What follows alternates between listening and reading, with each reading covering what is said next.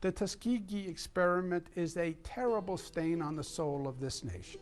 The system does have biases and injustices, but that is not true in the case of this vaccine.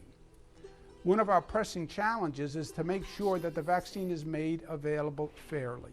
COVID exposed many existing injustices in our societies. It showed us the health disparities that exist and how many communities don't have fair access to health care.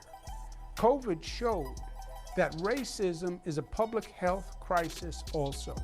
COVID killed Black people in this country at 2 times the rate of white people, and Hispanic people at 1.5 times the rate of white people.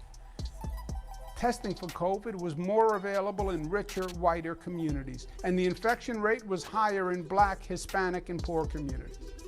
This can't happen again, and it can't happen with this vaccine. In New York, we're committed to making the vaccine available to everyone, everywhere. We have a special task force headed by Attorney General Leticia James, National Urban League President Mark Morial, Secretary of State Rossana Rosado, and Healthcare First President Pat Wang. Your pastor, the Honorable Reverend Dr. Calvin Butts, a great talent, will serve on that task force. We are designing special portable units that can be pop-up vaccination sites and brought to public housing authorities, churches, and community centers around the state. And brought to public housing authorities, churches, and community centers around the state. I understand that people are skeptical about government. One day I asked him, I said, "Grandpa, what's this?" And he said, "Oh, politicians. That's all they do is talk, talk, talk, and they do nothing." But my father was different. He was not a typical politician, and neither am I. I am committed to social and racial justice in the distribution of this vaccine. I am committed to social and racial justice in the distribution of this vaccine. And I would feel much safer if I took the vaccine. But I will not take the vaccine until the vaccine is available for my group in Black, Hispanic, and poor communities around the state. But I will not take the vaccine until the vaccine is available for my group in Black, Hispanic, and poor communities around the state. The governor's license plate is number 1. Big deal. The good book says, "The first shall be last and the last shall be first." Until the vaccine is available in the South Bronx and the east side of Buffalo and Wyandanch and South Jamaica and Edgerton and East Utica, our healthcare deserts, our job is not done.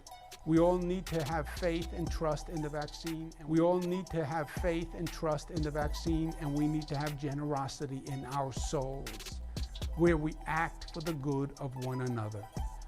The good book says in Paul's epistle to the Galatians, carry each other's burdens. That is our mission today. 2021 will be what we make it. We are New York tough.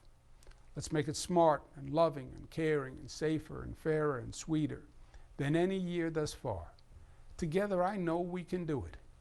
And together we can set a new example of what community really means. And let New York lead the way. Thank you. The Foundation has been sued by the governments of some of the poorest and most vulnerable nations for causing serious harm through experimental vaccine programs. If you just look at healthcare workers around the world, they deserve to get the vaccine first. You know, here in the United States, really, it's going to be Black people who really should get it first, and many Indigenous people. Black people who really should get it first, and many Indigenous people. Fulfill their agenda to vaccinate the world.